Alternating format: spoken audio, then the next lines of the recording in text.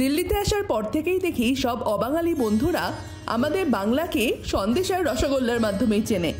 আমরা হয়তো অনেকেই জানি না বাংলার এই সন্দেশ তৈরির পেছনে অবদান কিন্তু পর্তুগিজদের, কারণ তাদের থেকেই আমরা 1600 শতাব্দীতে ছানা তৈরি করা শিখি। তখনকার রিচুয়াল অনুযায়ী যে কোনো ভালো খবর দেওয়ার জন্য বাক্স ভরে এই ছানার মিষ্টি পাঠানো হতো, আর ওপরে লেখা থাকতো শুভ সন্দেশ, তার মানে ভালো খবর। তখন থেকেই ধীরে ধীরে এই ছানার মিষ্টিটার নামই হয়ে উঠল সন্দেশ। আমাদের বাংলায় তো নানা ধরনের সন্দেশ পাওয়া যায়, যেমন জল ভরা, কাঁচা কল্লা, আবার খাবো, এরকম আরও কত কি।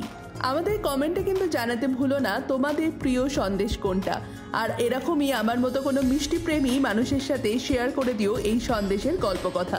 খুব শিগগিরই দেখা হচ্ছে নতুন গল্প কথা নিয়ে।